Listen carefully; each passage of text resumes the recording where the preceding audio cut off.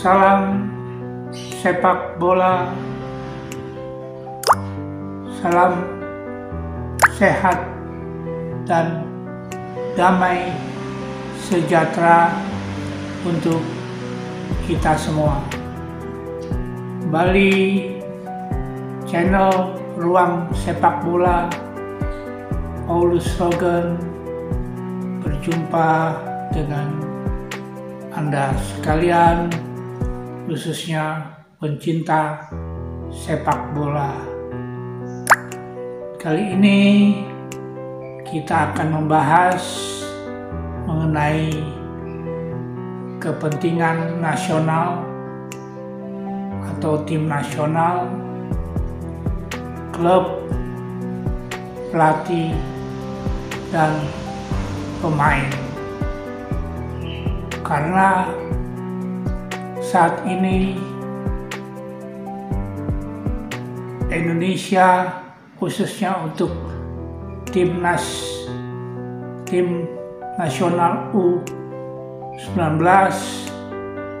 sedang mempersiapkan diri dengan training center, pemusatan pelatihan sejak tanggal 25 Agustus. Coach Sintayong telah memanggil 36 pemain dari klub, khususnya klub-klub Liga 1, di mana saat ini kompetisi Liga 1 sedang bergulir. Dari 36 pemain yang dipanggil, klub Persija Jakarta yang menyumbangkan pemain sebanyak 10, dan Persebaya Surabaya 4 pemain, diikuti oleh Persib dan lain-lain 3 orang, 2 orang, bahkan ada 1 orang pemain.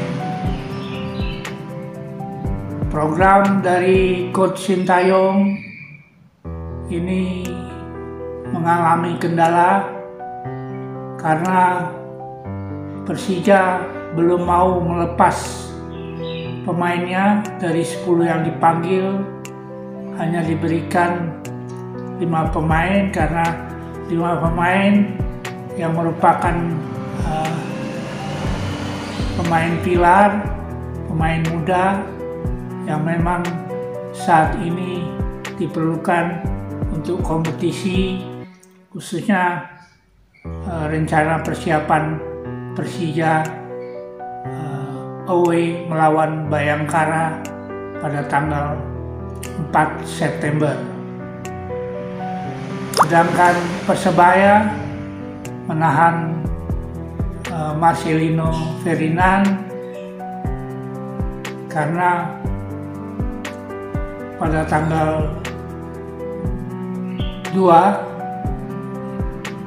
hari ini rencananya Persebaya akan melakukan pertandingan dengan Bali United, dan Marcelino Ferdinand sangat diperlukan untuk memperkuat Persebaya, karena saat ini Persebaya banyak pemainnya yang cedera. PSSI dalam hal ini melalui Ketua Umum M. Iriawan telah mengkonfirmasikan kepada klub Persija dan Persebaya dengan memberikan deadline bahwa pemain-pemain tersebut diharapkan sudah masuk pemusatan latihan pada tanggal 4 September 2022. Karena kita ketahui persiapan untuk timnas U19 yang akan mengikuti babak penyisian pra-kualifikasi Piala AFC atau Asia ini akan bertanding di mana nantinya Indonesia akan satu grup dengan Vietnam, Hong Kong, dan Timor Leste yang akan dilakukan pada tanggal 14 September yang akan datang. Dan memang waktunya agak mepet persiapan ini karena tim lengkap dari timnas U19 belum dapat berkumpul. Dan ini juga menjadi problem khususnya untuk timnas Indonesia karena secara bersamaan ada kompetisi di Liga 1 BRI. Jadi program-program dari Sintayong mengalami sedikit kendala, tetapi dalam hal ini harus diadakan komunikasi antara PSSI, klub dan pelatihnya untuk bisa melepas segera pemain-pemain tersebut. Dan ini merupakan kendala dari kita di mana setiap tim nasional yang akan bertanding seharusnya harus membuat grand design planning untuk mengacu kepada agenda kompetisi di regional khususnya ASEAN dan Asia. Jika ASEAN kita mengacu kepada Asian Football Federation yang kita kenal dengan turnamen atau kompetisi AFF. Sedangkan untuk Piala Asia kita pun mengikutinya karena kita lolos untuk Piala Asia karena itu harus disesuaikan dengan agenda tersebut dan kompetisi khususnya untuk klub yang pemainnya dipanggil supaya tidak mengalami kendala. Jadi dalam hal ini kompetisi internal di dalam negeri khususnya liga dapat berjalan dan kompetisi turnamen secara regional dan Asia kita juga bisa mengikutinya. Dalam hal ini harus punya visi dan misi yang sama antara federasi PSSI khususnya, klub, pelatih, dan pemain. Karena PSSI pun harus tergantung dari klub, dan klub juga kedepannya tujuan arahnya nantinya pemain-pemainnya akan memperkuat tim nasional khususnya. Karena itu adalah tujuan akhir. Kendala pun dialami khususnya dengan klub yang kita lakukan kemarin di mana kompetisi begitu padat, khususnya PSSI melakukan turnamen Presiden Cup dan kompetisi Liga 1 bersamaan. Bali United dengan PSN Makassar mengikuti kejuaraan antar klub Asia, di mana akhirnya kita mengalami kegagalan. Dua tim yang kita dalam hal ini favoritkan gugur di tingkat babak penyisian. Kedepannya harusnya PSSI khususnya dengan PT Liga Indonesia baru yang diberi wewenang untuk pengaturan kompetisi ini dapat sinkronisasi dengan kompetisi yang ada di dalam maupun di luar negeri. Jadi dalam hal ini tidak akan mengalami kendala dan tidak saling merugikan satu sama lain. Ya, tujuan semuanya itu adalah baik, tetapi adanya komunikasi dan koordinasi itulah yang sangat diharapkan khususnya untuk kemajuan sepak bola di Indonesia. Indonesia tentu saja harus mempersiapkan yang matang karena Vietnam U19 saat ini sangat berambisi sekali untuk menjuarai kejuaraan-kejuaraan baik di tingkat ASEAN maupun Asia. Mereka saat ini melakukan training center di Jepang dan telah melakukan pertandingan-pertandingan uji coba dengan klub-klub di Jepang seperti dengan timnas U18 dengan klub Osaka, di mana mereka sudah melakukan 3 kali pertandingan. Dan terakhir yang dapat kabar, Vietnam masih bisa dikalahkan dengan telak 5-0 oleh timnas U18 Jepang. Sedangkan bagaimana dengan timnas U19 Indonesia? Saat ini belum melakukan uji coba karena masih taraf latihan ringan. Tetapi kita harapkan dengan uji coba ini timnas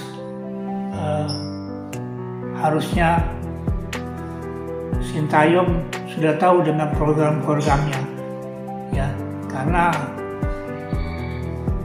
dengan banyak uji coba main secara tim makin matang, kerjasama baik teknik dan fisik serta lain-lain, sehingga diharapkan Indonesia sebagai tuan rumah tentu saja harus bisa memenangkan pertandingan pra kualifikasi Asia ini, karena dari 10 grup yang ada hanya juara yang diambil, jadi ada 10 tim dan runner up yang terbaik 5 tim plus 1 tuan rumah Uzbekistan yang akan dilakukan tahun depan.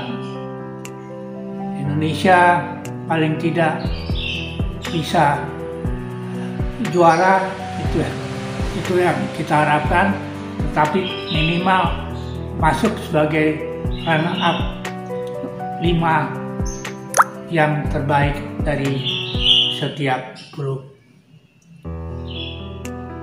Sangat diharapkan karena ini tim muda yang merupakan fondasi untuk perkembangan dan kemajuan timnas Indonesia.